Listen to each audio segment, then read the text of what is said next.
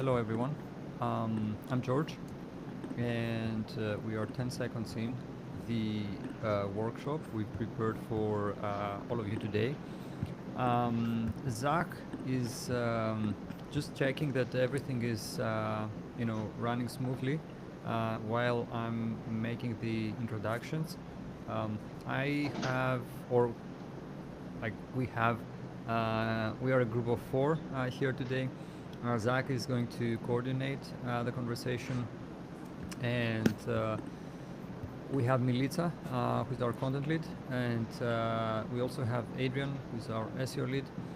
Zach, hi, guys. I don't know if you want to say hi, but yeah. So Zach, when you like signal me that like everything is fine, I can pass it over to you so that like we can you can moderate and we can begin the conversation. Yeah, seems like that we are live. Not on the right LinkedIn, let's say, post, but still the good thing is that we are live. So yeah, I mean, let's see, one moment. Okay, we're good on YouTube. So yeah, the main topic for today is to discuss a few things and with Minussia's team and to discuss about, let's say, how the year was, a few things and a few trends that we saw, and let's say predictions for the upcoming year and what we expect moving forward from the content marketing industry. So it will be like a fireside chat with a few questions, not something, let's say, so much structured, but mainly our perspectives on a few things. And so the first question is actually, what are the changes that you saw on content marketing from 2024 and this year? And anyone can answer this question. I mean, Adrian can take the lead or Milica, anyone. I mean, any things that you saw and stood out to you guys. Sure, I have one. One thing that I noticed is that we've seen a rise in interest in original content. We've had clients approach us with sentences sort of like, customers keep asking us about these differences in our features or product. Can we write a post about that? Or customers want to know the process of working with us end to end. Let's write a guide about that.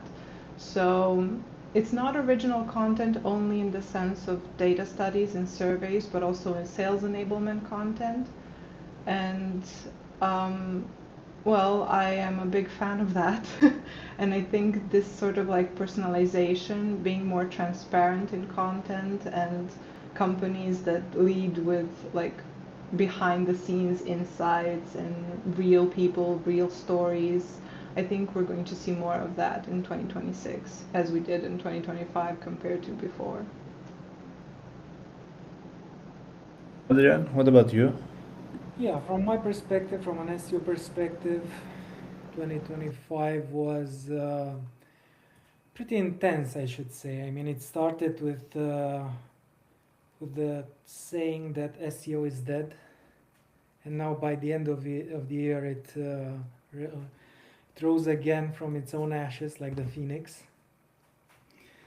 So yeah, basically this was the biggest. The AI was the biggest trend, the biggest thing that happened that revolutionized everything.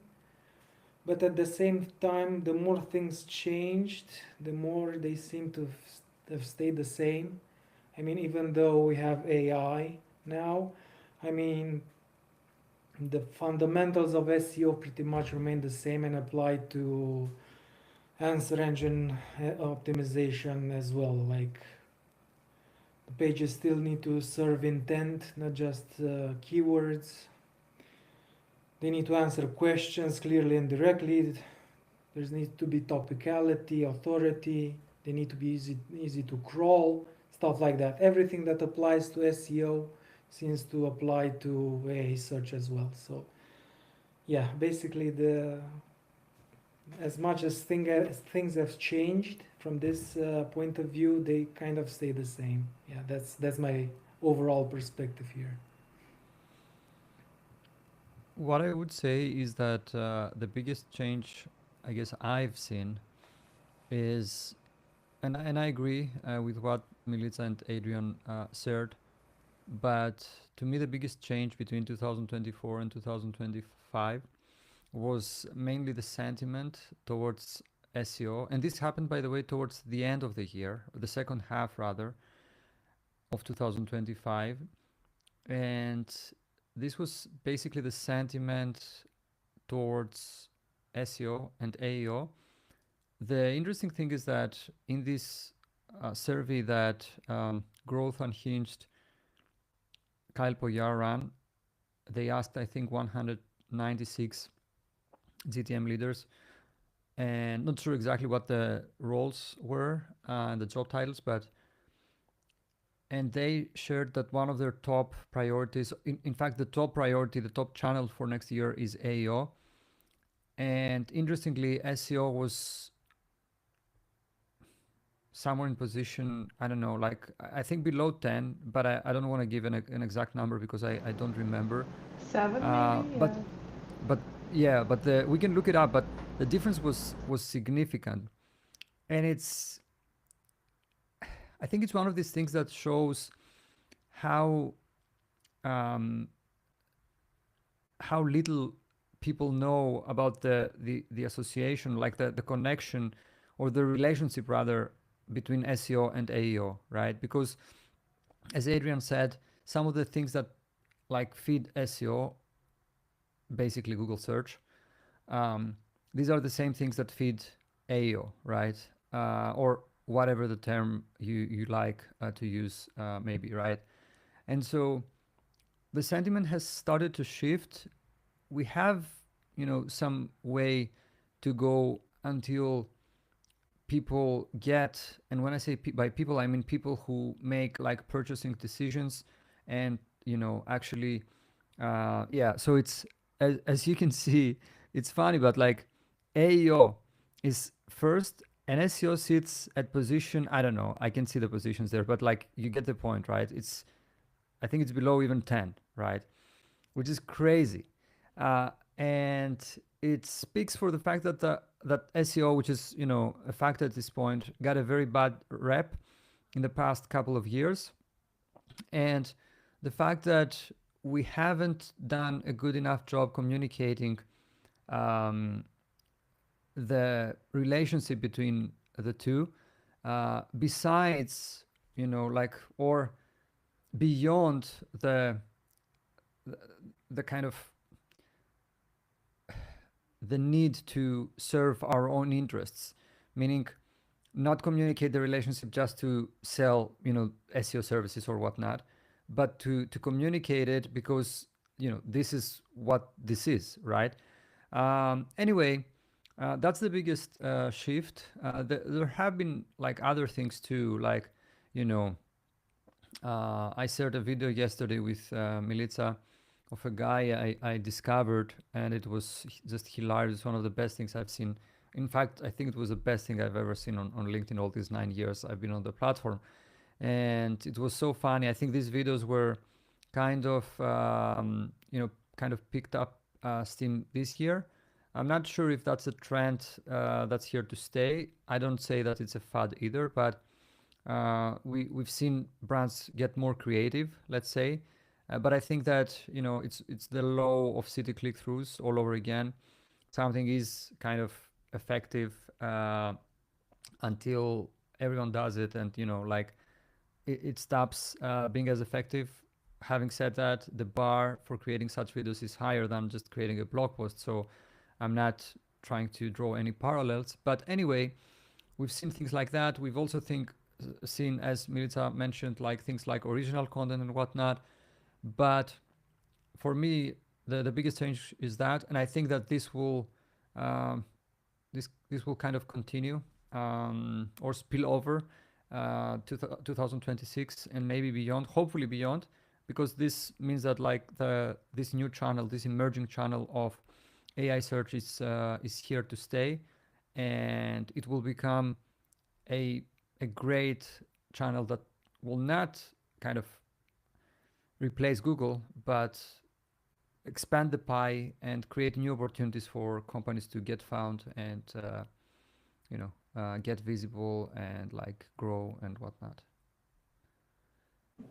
Yeah, and I mean that leads me to the next topic, which is actually okay. Let's say that we are all convinced that things are changing and content is sexy again. That we're shifting from, let's say, SEO to AEO. But the main question that arises here is, what does that mean for B2B SaaS or companies in general? And how should they, let's say, think about this new channel or even approach it? Because I mean, people still seem like being confused and don't understand this quite well. So what would you say about, let's say, navigating through this change? Adrian? So Ah, yeah, yeah, Adrian can go first, Melissa can go next, and then you can let me, to close this, I guess. yeah, Yeah. Yeah, I mean, for brands to looking forward to the new reality of search, of AI search, and everything that's happening now. I mean, they need to, I think, understand what metrics are important to look at, how different trends or different ways of doing things are not obsolete, but should be tackled differently. So, for example, let's say top of funnel content, for example. It's now with AI search, it's measured. It should be measured differently because traditionally, top of funnel like informational pieces, definitions, and so forth tended to drive traffic to sites and even earn backlinks. But now with AI search, I mean, people tend to get most of that information directly from AI overviews. So people no longer drive traffic to sites as much. So, but this doesn't mean that top of funnel content is dead or shouldn't be done anymore. It just means that to track it, to look at it, to see what it does, is mostly in terms of, I believe, AI citations. That's where you see the effect of top of funnel content. So people no longer actually click and get to your site, but they get your website is being cited in AI overviews and such whenever people are, because they're still researching. I mean, in general, people use AI, they don't use it for the entire journey. They just do the initial research. Most of the people just use it for quick research, and then they move on to different channels. So this is one example of how things are changing. I mean, in other metrics, I mean, share of search in terms of SEO still matters. Organic visibility, conversions. In terms of AEO metrics, brand visibility is something to look at. Citations rates, as I've mentioned here. Share of voice, the sentiment, positive or negative. So yeah, it's basically a different way of looking at things. It's what I would say here. Yeah, I would tack on to what Adrian said about AI search is a new channel, but it is still another channel, just like social media, just like SEO used to be, or maybe is still. And I think that especially B2B companies or B2B SaaS should consider it as another touch point for customers, right? Because as Adrian said, they are not there for the entire journey. They won't be like, okay, what is the best product for X? And then, okay, tell me more about this company. What is the pricing of the company? They won't finish their entire journey in AI search. They will likely go elsewhere, to Google, to the website directly, and continue and make their decision based on that. The decision-making process still very much involves humans, so I think, you know, this is just another touch point to add, and it is an important one. I think it'll probably be even more important in the following years. It should not be ignored, but it should not overpower the other channels that where, you know, customers can find a product or a company they're interested in. Yeah, I'd also like to add now to what Melissa said. I mean, I think that LLM, from what I've seen, they tend to reward freshness. I mean, they tend to reward articles and content that breaks from the fold. There's a lot of repetition, and now that a lot of content is AI generated, more and more content is AI generated, everything that stands out will help get pieces and content get cited. So, for example, SaaS companies can use their own internal data, like or subject matter experts from within their own company, or customer calls, or whatever they have at their disposal. They use internally. They can use in their content to stand out, which is another way of breaking from the competition. As another example of what they can do. Can I just share a couple of thoughts here, Zach? So what I would say is that there is an obvious overlap between SEO and AEO. However, there are a few things, and by the way, we have to, let me caveat that by saying, let me caveat this whole thing by, or preface it really, by saying that AI search and AEO is still in its very early like steps, right? It's in its infancy. And so it's kind of like the Wild West at the moment, meaning that as Kevin Dixert in his predictions for 2026, there might be a quality update event, especially from ChatGPT in 2026, which is like entirely justified if you ask me. Things will change, right? But at the moment, with like what we know, and what we know is too little because we are trying to discover and understand these systems and like how this new emerging channel works, the mechanics of it, is that there is an obvious overlap. However, there is also, if the overlap is, let's say, 90%, there is a 10% that's non-overlapping that makes a very big difference though, right? However, I shared this post today, post/rant, which Milica, she loves my rants, but I shared this post on LinkedIn, and I basically described the reality, which is that, a couple of years ago when this whole SEO dead narrative started like picking up steam,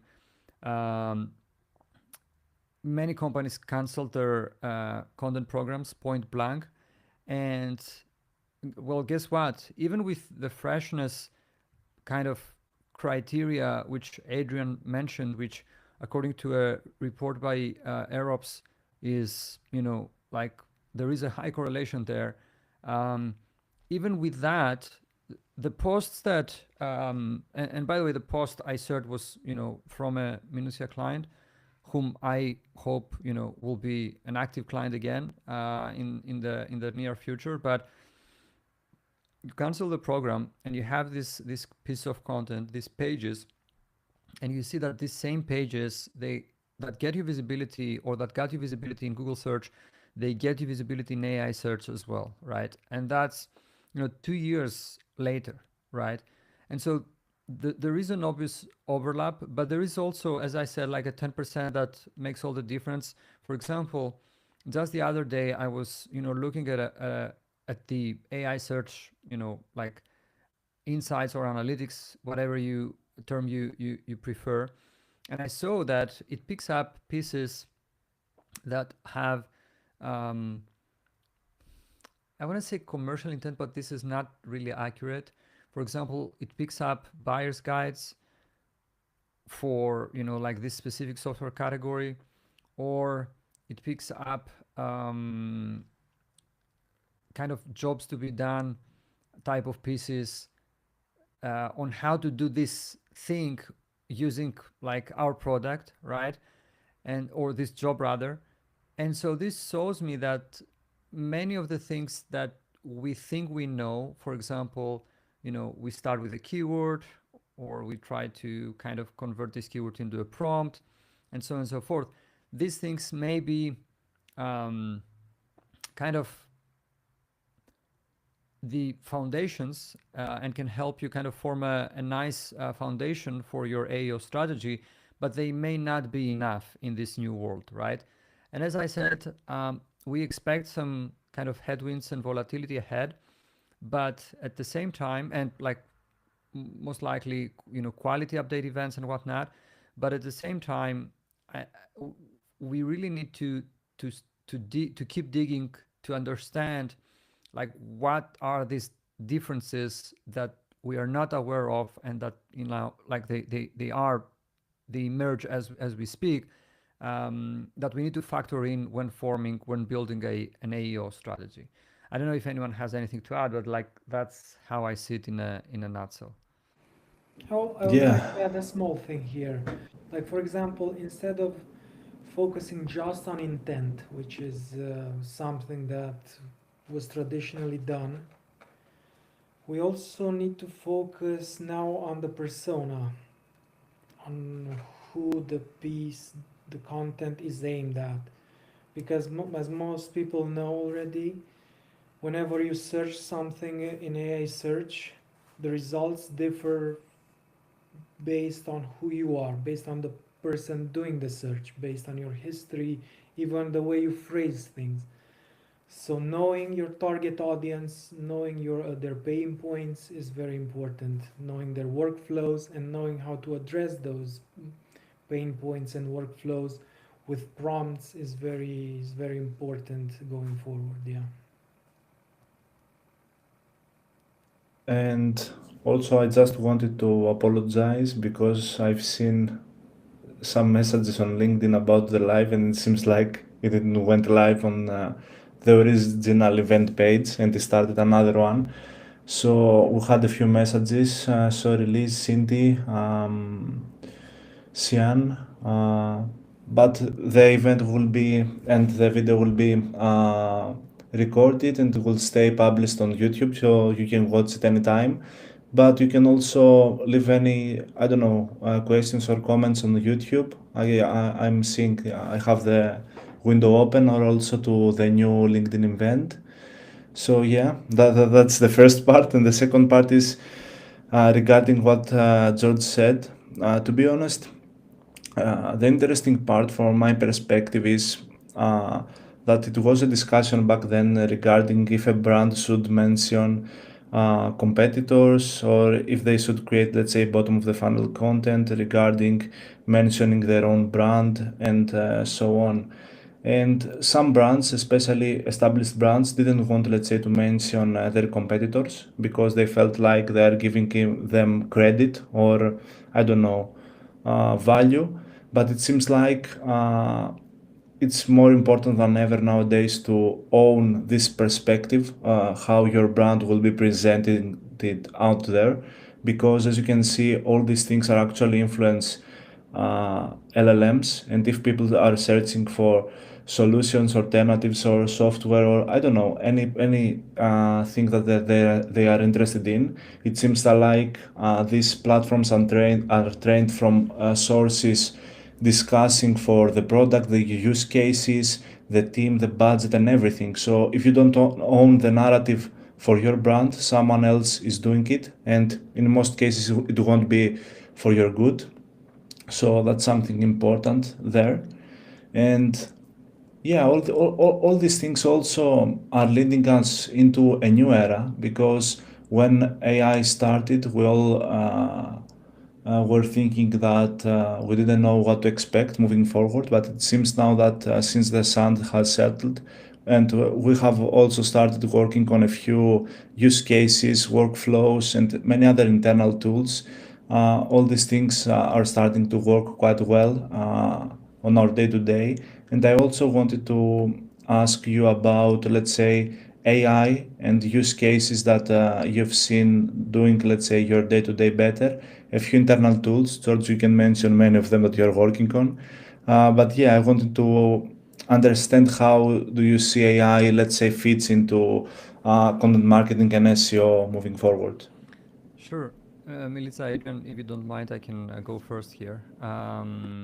So first of all, back to your point, I wanted to about like constructing and kind of influencing the narrative. I just want to give a quick example here, which is I was trying to understand why LLMs have the perception for like a brand I've been following for a while, that it's like mostly open source, and like this open source would come up consistently, and then excuse me, I checked with a tool I built the whether the website has an LLMs.txt file and a robots.txt file, and whether in the robots.txt file they are blocking any LLMs. They weren't, but in the LLMs txt file, they were basically presenting themselves as an open source API for the specific use case that they want to like be kind of associated with and whatnot, right? I'm not saying that this is the only point that of reference that like LLMs were using, but you really have to think how your brand is being portrayed and being presented out there from all these different kind of touch points and points of reference that these LLMs use, right? And something as simple as a page on your website or a file on your website may indeed have influence over the perception and the narrative. Okay, so that's that. Now regarding AI, let me just describe you the past couple of days. So I'm sending a video to a prospect, and I'm using two internal tools. One of them, brand setup assistant, which basically does research for you using different APIs for the prospect, and gives you like the topics, gives you their competitors, gives you an overview of the company, and so on and so forth. So I take that, which is a tool we built right internally, right? I take that, I feed the topics and some additional context into a keyword to prompt generator that we built, and then I get the prompts. Okay, I get the prompts, and then now, Zach, and like you folks know that we are building our own AI search tracking tool. Then you take these prompts and you feed them into your AI search tracking tool, right? And then you can create a video, and reach out to prospects, basically telling them like what they need to be aware of regarding their AI search tracking, like search visibility and whatnot. This is one use case. Another one is I'm working on a study right now on the AI search tracking industry, right? Like I want to understand this industry, how much money has been raised, and so on and so forth. Melissa, you don't know that. Adrian, I think you don't not know that either. But I'm working on this report, right? Well, guess what I'm using as kind of a second layer of research alongside a human researcher, an AI agent, right? I'm using Clay for this Clay agent. Another one is I'm working on content, right? And I shared yesterday with you folks a couple of graphics I generated with Nano Banana, right? Just these are like 3-4 use cases, right, of AI. So I don't know, like I don't want to give the which sounds detrimental at this point, but I'm using the AI all day. Like I'm in my chatbot, and like that's all I do. Like that's all I care about. Obviously not, but I mean, if you're not using it, you're just missing out. It's just a great tool, and it allows you to do things and go places where like you just couldn't go, right? And so yeah, these are my use cases. Just a few, just a handful of those from this past couple of days, right? I would like to hear Milica and Adrian and their perspective, though. And thank you for sharing that very enthusiastically. I want to say that in terms of using AI tools, it really helped us internally streamline our processes and make research faster and better. We are using, how do you call it, LLM notebooks or something like that to create sort of internal knowledge bases on client information, product information, positioning, editorial guidelines that are available super fast. No longer looking through many different documents, folders, asking people, is this correct? Is this correct? Does this feature exist? Does that, etc. So it really helped us speed up the research part of writing and content creation. And I also wanted to say it's now like a topic before this topic, but on the subject of owning your own brand narrative, transparency really is key. And we are not seeing only the value of bottom of funnel content, like mentioning competitors, comparing yourself to compare your product to competitor products, etc.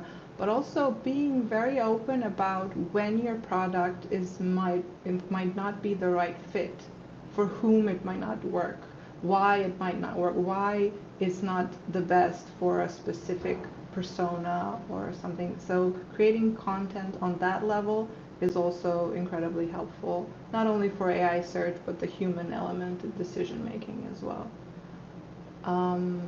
I don't think I have anything to add on the AI internal tools subject. Adrian? Yeah, I mean, before I get into that, it's not something long. I mean, George kind of covered a lot of the tools of it. I'm also using on a day-to-day basis.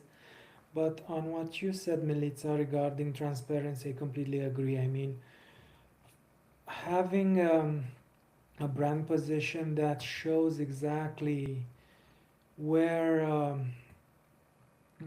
how the tool helps their audience, how it's used, and especially how it cannot help, in what areas it's not performing well, stuff like that. It's really important to help build trust and showcases experience, expertise at the end of the day. So this is a framework that's really important going forward. As for the tools, for the AI tools, like what I'm also using internally, aside from what George has already mentioned, is in terms of creating structures. Creating the structure for my day-to-day work is like creating blog post and article structures. We're taking in information from top competing pages, from keywords, main keywords, from SERPs, what people are also searching, bringing it all together and automating a process that highlights how a page should look like, the general outline of a page. So it really helps us from this point of view. That's great. And yeah, I wanted to show a few tools created by George, but I won't do it. I mean, we will share a few of them moving forward. Actually, we already have. Like I shared Yes, I shared the keyword to prompt generator on on I think both on my LinkedIn and Growth Waves. growthwaves.com just yesterday. I shared it, and it's free to use, by the way. Already, I think around 100 people already used it. So Oh, feel that's free nice. to, yeah. I just don't burn all my lovable credits. You can just go like to growthwaves.com and check it out, right? And we will be launching more of these tools, many more of these tools. Like you should expect many tools in the coming months. Yeah, to be honest, I'm quite happy about the innovation side of things. I mean, this is something that I think it will be really useful moving forward. to the operational side, growth and everything. I mean, this is in a good direction, and also we're building things that we can, let's say, help our clients be more successful. So this is really important to us. And yeah, the last thing is predictions. I mean, the holy grail and the most important, let's say, thing of this discussion. And yeah, to be honest, I will share a few things, but I will be the last one most likely to also wrap things up. So, George, you can start because you're good with predictions and doing all this, let's say, narratives. So, I'm interested in hearing your thoughts. I'm not sure if I'm good with predictions, but I think predictions are good for exercising thinking, basically, more than anything else. It's not just to say, like, in retrospect or in like hindsight, I was right and I knew it and whatnot. So that's that. Plus, the reality of it is that, like, no one knows, and at least I don't have a crystal ball yet. Who knows? One day maybe I will have one. But so yeah, that as a caveat, right?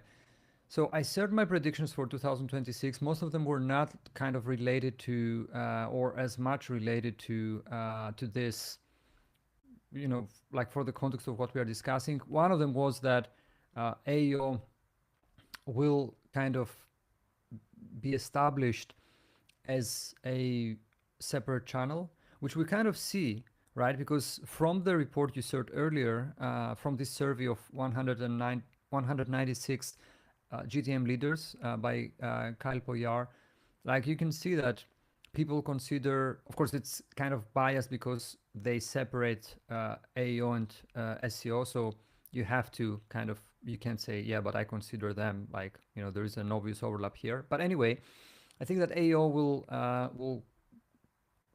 most likely grow in importance. There will be some headwinds.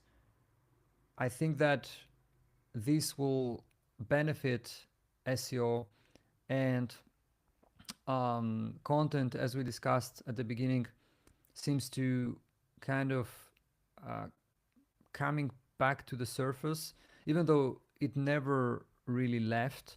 It was always important, right?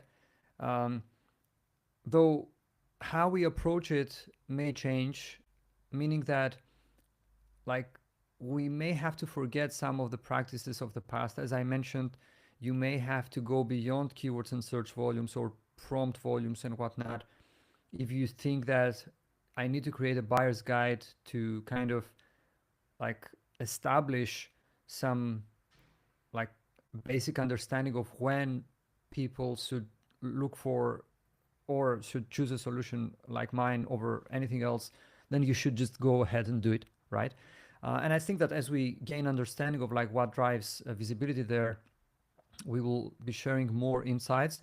One thing that I think we will see more of is the need for communicating the impact for this new channel and SEO, which is also kind of changing and transforming into something else. The need for communicating the impact, which basically translates into the need for new metrics for measuring our success, which is something that we've been like discussing with Minuttia's clients. So there will be a discussion around that, metrics and like impact and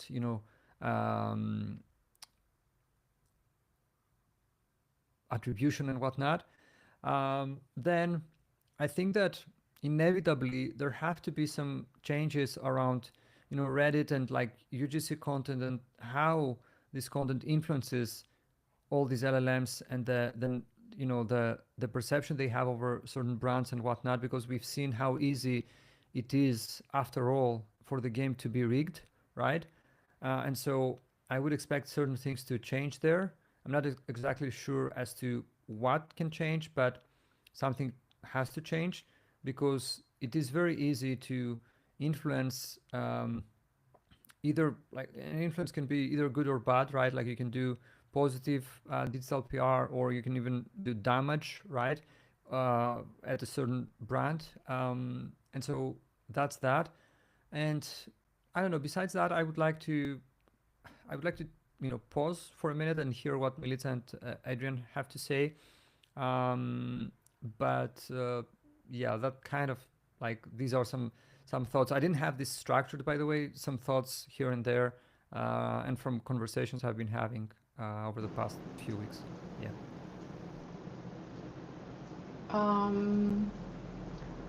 SEO will remain dead. Um, no, but in all seriousness, I think that this is mostly related to the existence and prevalence and very low bar to entry for AI generated content that's already here. Maybe it's a bit of wishful thinking, but good content or great content will stand out more, bad content will perform worse. Given everything that we've said about how LLMs value freshness, etc. I think, or again, maybe this is wishful thinking, but I think that brands will lean more into individuality or maybe original, unhinged sort of brand voices, develop their own personalities. We see some brands do that, and we've actually seen the most successful brands do that. Maybe there's a correlation there somewhere. So hopefully there will be more of that in 2026. More bravery, I guess, in content. I want to ask a question though. Why do you think is that companies don't do more of that, more of this like unhinged, original kind of ideas or creative ideas? I know, or at least I have some kind of thoughts as to why, but we don't have beep affair on this kind of live, so I will leave my thoughts outside of the conversation for now, but I would like to hear from you. Why do you think is that? I think it's a number of things. I don't think it's one thing, right? So I think it's a mix of not thinking it's important enough, maybe, or not daring to go there. Because it does require stepping out of the comfort zone. It does require stepping out of this very professional, formal sort of presentation that most businesses do, especially in the B2B space. But and also you have to keep in mind the customer. But I feel like customers now are more attuned to or more responsive to brands that go viral, that are hyped up, right? So Yeah, and plus we have to think or kind of examine this or answer this question I just asked or prompted in the context or through the lens of the current environment and landscape, which is kind of tough for marketing. Marketing is already kind of, on the spot, and so you want to play it as safe as you can to keep your job, right? Both as an agency, as an in-house employee, as a whatever. But at the same time, that like this path you're in will not lead, most likely will not lead to outsized returns or the great outcomes that kind of your board or your like C-suite expects from you, right? So it's kind of frustrating because on the one hand, I think that marketers realize the need for change, but at the same time, it's like they are, kind of handcuffed. They can't do anything because like, what do you want me to do? Like, do you want me to pay attention to the freaking KPIs, or do you want me to go wild, go rogue on LinkedIn, or do you want me to get visibility on this, AEO thing that everyone is talking about, or do you want me to, drive pipe for like our revenue team? So they are pulled in all these different directions, and I think it's really hard to be a marketer right now. But at the same time, I really believe that good marketing and good marketers can really stand out at this environment, because the ones who are willing to take the risks, and in many cases at the expense of even at the cost of their own job, uh, right? I think these may be the ones who ultimately win, right? And the ones we talk about and cover in case studies and so on and so forth. But that's, I don't know, I don't want to like, that's a small minority, rather, the majority of companies and marketers out there. Yeah, but also what you said about taking risk. The problem here is also that it's not a risk of like writing one unusual social media post or a series of 5 blog posts with a different tone of voice or whatever. It's a matter of continually taking risks for weeks, months until it sort of gives any results that are positive. So you're right, not a lot of, I imagine not a lot of leadership or C-suite people are ready to take that risk. Yeah, I guess Uh, originality is difficult to track, right? That's the That's yeah, true. yeah, Yeah. that's also a good point. That's also, that ties nicely to what I said about the need for new metrics. I think that's something that marketers will really have. By the way, that's a great topic for the next growth waves issue. I should, take a note. But it's tough. It's a tough sell, because when you have to serve the master of ROI, which is kind of the cloud above most like marketers, kind of heads. It's tough to say, yeah, but like we need to do this campaign on LinkedIn, or we need to do this like sprint on our blog, or this topic cluster, whatever it may be, so that we get visibility on AEO and whatnot, because they will be like, okay, but like what's the ROI of this? Like, can you make it, can you quantify it for me? Which is a very difficult thing to do in this environment, right? That's why I think that marketing, the I don't want to say industry, because it's not really that, but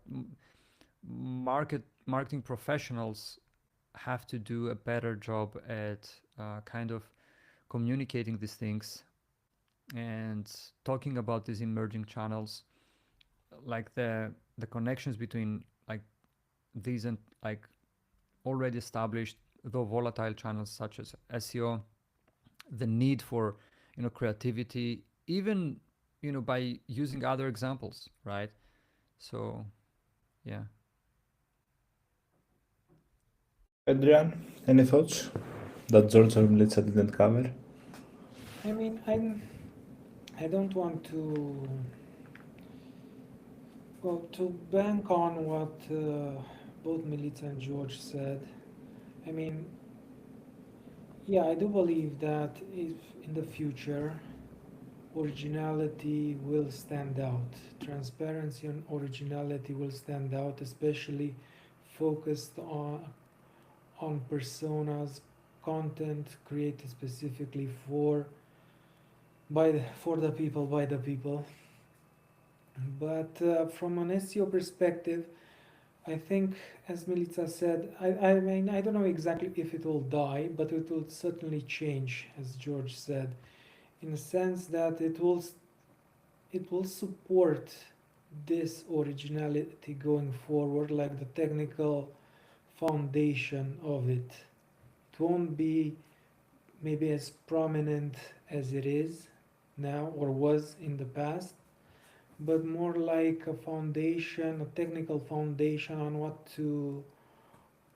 on where brands can take the risk of being more of themselves, basically. That's what do, I do, do envision you this think though industry going. do you think that this, like, you can be yourself and at the same time use AI for content? Like, do, You do you can know what I use mean? Like, AI, at least at the moment, you can use AI to do your research, but you can't just leave it alone, give it a prompt, and expect it to to produce miracles. I mean, people Or are already reticent given the hallucinations it produces and how confident it is in them yeah, to let them I'm just happen. thinking we're like, because there many people are like super fixated on this idea that AI content, and by the way, we do that, right? Like we updated our homepage, and now AI content creation is part of the services, right? But I can't see a world where just, spitting out 400 pages overnight can have a meaningful impact. And you have to have, like, not just humans being, like, be involved, but unique insights. So for example, you should, let's say you have 400 keywords and you want to spit out these 400 pages, sure, but a part of the workflow should be that, we have this database of transcripts from internal conversations or sales conversations or customer whatever, and we pull insights so that we can, like, the AI can place them uh, kind of strategically inside the piece, right? So that it's not just an AI generated piece of text, which is, like, very obvious that, yeah, this cannot drive an impact. What I mean is that I can see I can see a world where, like, content and humans and AI can coexist, um, but only if, like, humans are willing to take the extra step and, like, enhance the the output of AI using Yeah, maybe, even more AI. But yeah, yeah, I agree. I agree. I mean, I think that AI should be there to help with research, with structure, but people need to be there when it comes to the voice, to the tone, to the accuracy, uniqueness, perspective. I mean, having a different perspective, a different angle, looking at the same thing that's been said, but having a different perspective. I don't think that's something that AI can do in a vacuum. It needs somebody to already have come up with that idea. I agree with you. But, like, what I think is that the AI can be, and I'm thinking about, like, our founder-led content service, and, like, again, AI. Like, I built a tool where basically it serves like a database for all the transcripts that you have, right? And based on the idea and whatnot, it will pull relevant excerpts from all the transcripts from all the interviews, and it will also tell you, like, this is from the interview that you did on, I don't know, December 10th, right? No, And I'm like, agreed, how agreed. awesome is that? But then, assuming you have humans write the content, like, you should have a human go there and take that brief or part of the brief and use it to create something great, right?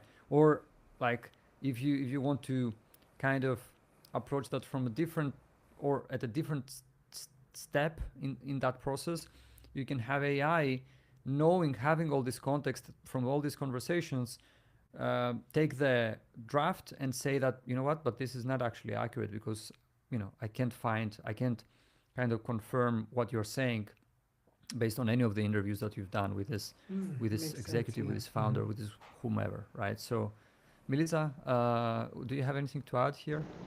I do want to say that this conversation is very similar to the one that we had before AI generated content came on the scene, which is if we take an SEO piece that is basically just a regurgitation of everything else that's already a top 10 results, where is the originality, where is the uniqueness of the brand, etc. So it's very similar to that. We still needed good writers to make those pieces stand out, while still satisfying, right, the requirements for a high ranking, etc. So this is a very similar conversation. You still need humans to make it pop, or humans who are very skilled at their job, right?